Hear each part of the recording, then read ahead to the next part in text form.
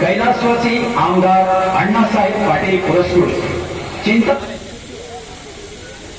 आणि गणेशोत्सव सामाजिक शैक्षणिक सांस्कृतिक मंडळ कोपर धरणेचा चिंतामणी येथे उपस्थित सर्व गणेश भक्तांचे हार्दिक स्वागत करीत आहे.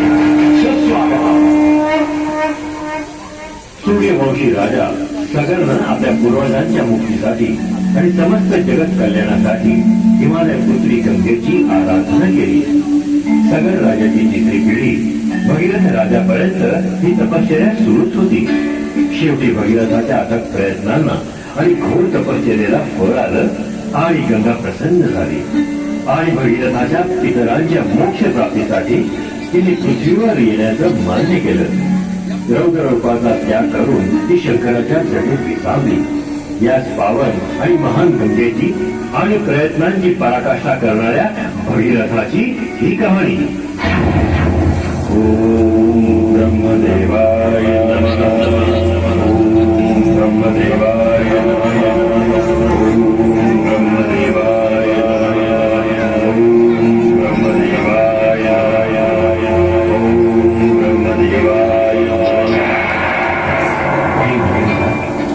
तुझ्या तपश्चर्येने मी प्रसन्न झालो. उठ वत्सा, माग काय हवं ते वरदान माग.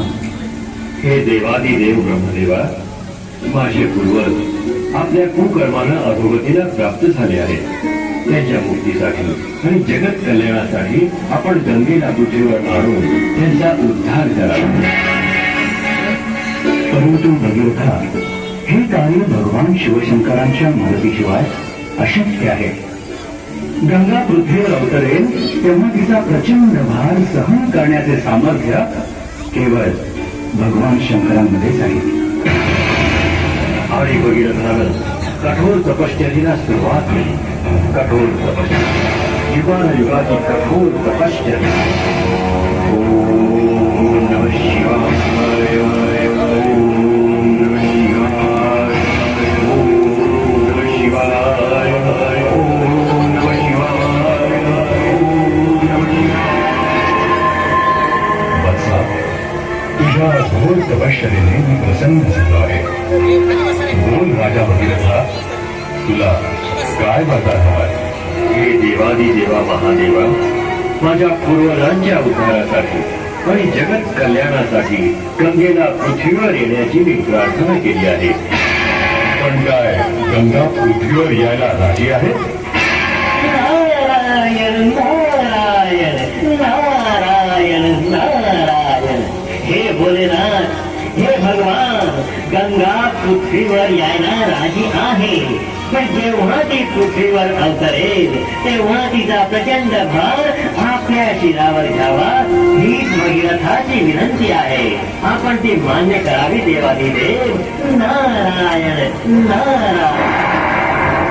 भगवान शंकरांनी भगीरथाची इच्छा पूर्ण केली आणि स्वर्गलोकीची गंगा शंकराच्या जटेत विसावली. पण ती जटेतच अडकून पडली. तिला पृथ्वीवर येता येईना आणि तिने महादेवाला विनंती केली.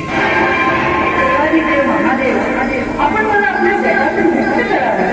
भगीरथाच्या तपस्येसाठी मला पृथ्वीवर जायचे आहे.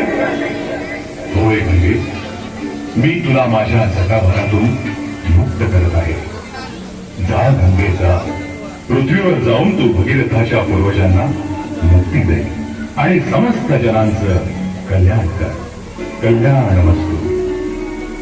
आणि शंकरांनी आपल्या जटाभारातून गंगेला मुक्त केलं आणि सहस्त्रधराने गंगा पृथ्वीवर अवतरली.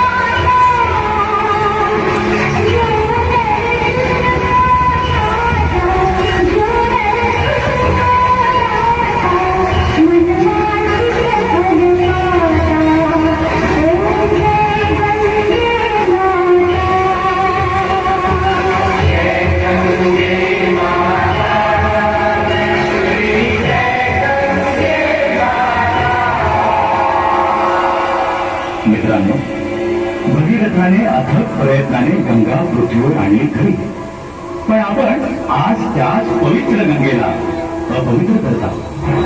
गंगारूपी अनेक नद्यांना आज नाल्याचे रूप आले आहे. कचरा, घाण आणि रासायनिक द्रव्ये आपण त्यांच्या पात्रात सोडून ते पाणी दूषित करत आहोत. नद्यांच्या पात्रात बेकायदा झोपड्या उभारून ते पात्रच बळकावत आहोत. हे गणपती बाप्पा, या मानव जातीला निसर्गाचं आणि पर्यावरणाचं रक्षण करण्याची तू सद्बुद्धी दे आणि सर्वांचं कल्याण कर, हीच तुझ्या चरणी प्रार्थना. जय श्री गणेश.